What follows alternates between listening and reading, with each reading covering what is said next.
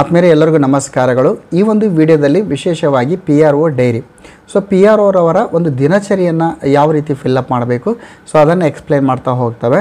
So ಆತ್ಮೀಯರೇ PRO ದಿನಚರಿಯ ಒಂದು ಮಾದರಿ ಫಾರ್ಮೆಟನ್ನು ಇಲ್ಲಿ ಹೇಳಿದ್ದೀವಿ. ಇಲ್ಲಿ ಚುನಾವಣೆ ಕ್ಷೇತ್ರದ ಹೆಸರನ್ನು ದಪ್ಪ ಅಕ್ಷರಗಳಲ್ಲಿ ಬರೀಬೇಕು.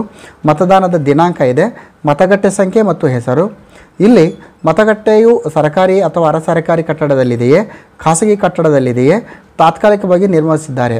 ಸೊ ಅದರ ಮುಂದೆ ನೀವು ಟಿಕ್ಕನ್ನು ಹಾಕಬೇಕು. ಸ್ಥಳೀಯವಾಗಿ ನೇಮಿಸಿಕೊಂಡ ಪೋಲಿಂಗ್ ಆಫೀಸರ್ಗಳಿದ್ದರೆ, ಪೋಲಿಂಗ್ ಸ್ಟಾಫ್ ಇರುತ್ತೆ, ಯಾವುದೋ ಒಂದು ಕಾರಣದಿಂದ ಪೋಲಿಂಗ್ ಸ್ಟಾಫ್ ತೊಂದರೆ ಆಗಿದ್ದರೆ, ಕರ್ತವ್ಯ ನಿರ್ವಹಿಸಲಿಕ್ಕೆ ವಿಫಲವಾಗಿದ್ದರೆ ಸ್ಥಳೀಯವಾಗಿ ನೀವು ಪೋಲಿಂಗ್ ಸ್ಟಾಫನ್ನು ನೇಮಕ ಮಾಡಿಕೊಳ್ಳುವಂಥ ಅಧಿಕಾರ PRO ಅವರಿಗೆ ಇರುತ್ತೆ. ಸೊ ಆ ರೀತಿ ಏನಾದರೂ ನೇಮಕ ಮಾಡಿಕೊಂಡ್ರೆ ಅವರ ಸಂಖ್ಯೆ, ಕ್ರಮಬದ್ಧವಾಗಿ ನೇಮಕಗೊಂಡಿದ್ದ ಪೊಲೀಸ್ ಆಫೀಸರ್ಗಳು ಗೈರು ಹಾಜರಾದ ಪ್ರಯುಕ್ತ ಪೋಲಿಂಗ್ ಆಫೀಸರ್ಗಳನ್ನಾದರೂ ನೇಮಕ ಮಾಡಿಕೊಳ್ಳಲಾಗಿದೆ. ಕಾರಣ ಪೋಲಿಂಗ್ ಆಫೀಸರ್ಸ್ ಏನಾದರೂ ಗೈರುಹಾಜರಿದ್ದರೆ ಈ ಪ್ರಶ್ನೆನೇ ಬರೋದಿಲ್ಲ.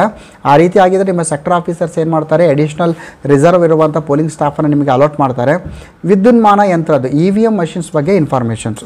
ಸೊ ಫಸ್ಟ್ ಬಳಸಲಾದ ಕಂಟ್ರೋಲ್ ಯೂನಿಟ್ಗಳ ಸಂಖ್ಯೆ ಎಷ್ಟು ಕಂಟ್ರೋಲ್ ಯೂನಿಟ್ಗಳನ್ನು ಬಳಸಿದ್ದೀರಿ, ಬಳಸಲಾದ ಕಂಟ್ರೋಲ್ ಯೂನಿಟ್ಗಳ ಕ್ರಮ ಸಂಖ್ಯೆ, ಕಂಟ್ರೋಲ್ ಯೂನಿಟ್ ಮೇಲೆ ಕ್ರಮ ಸಂಖ್ಯೆ ಇರ್ತದೆ, ಅದನ್ನು ನೋಡಿಕೊಂಡು ಅದರ ಕ್ರಮ ಸಂಖ್ಯೆಯನ್ನು ಬರೀಬೇಕು.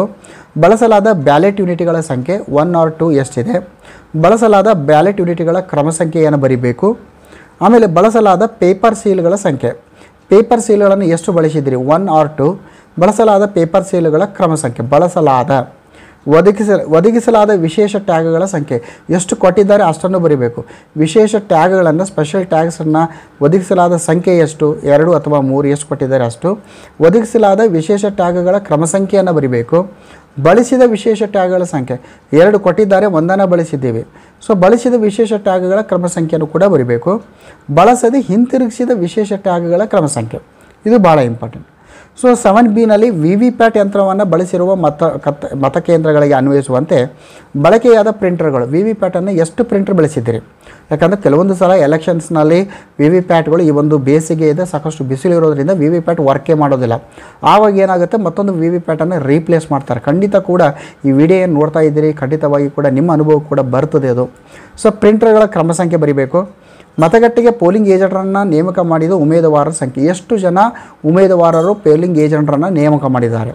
ಸೊ ಈ ರೀತಿ ಮತದಾನ ಪ್ರಾರಂಭದಲ್ಲಿ ಸಮಯದಲ್ಲಿ ಹಾಜರಿದ್ದ ಪೋಲಿಂಗ್ ಏಜೆಂಟರ ಸಂಖ್ಯೆ ಎಷ್ಟು, ತಡವಾಗಿ ಬಂದ ಪೋಲಿಂಗ್ ಏಜೆಂಟರು ಎಷ್ಟು, ಮತದಾನದ ಮುಕ್ತಾಯ ಸಮಯದಲ್ಲಿ ಹಾಜರಿದ್ದ ಪೋಲಿಂಗ್ ಏಜೆಂಟರು ಎಷ್ಟು.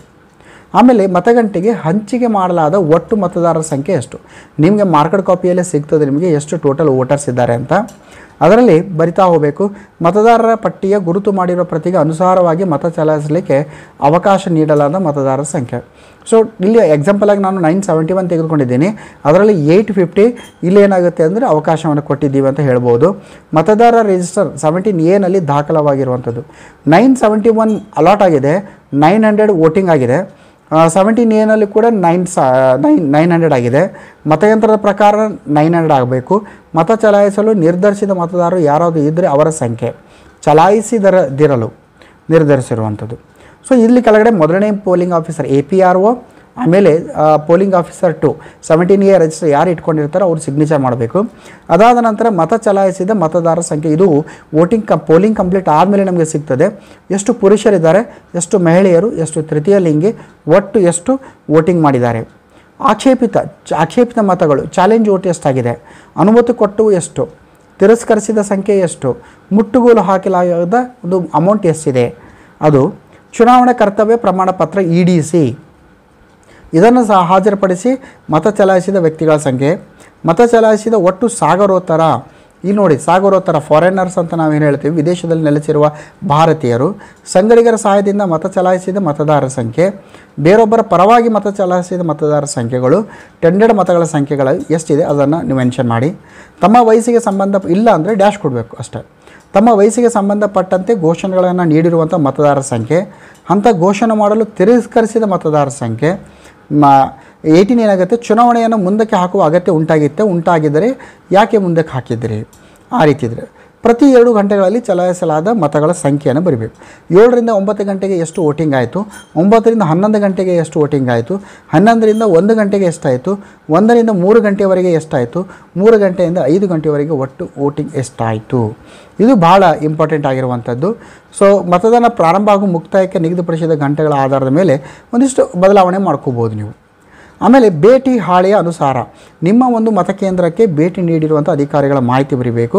ಇಲ್ಲಿ ಎಕ್ಸಾಂಪಲ್ ಆಗಿ ಮಾಡೆಲ್ ಆಗಿ ನಾನು ಎಕ್ಸಾಂಪಲ್ ತೊಗೊಂಡಿದ್ದೀನಿ. ಒಂದು ಸೆಕ್ಟರ್ ಆಫೀಸರ್ ಬಂದಿರ್ತಾರೆ, ಬೇರೆ ಬೇರೆ ಒಂದು ಅಧಿಕಾರಿಗಳು ಬಂದಿರ್ತಾರೆ.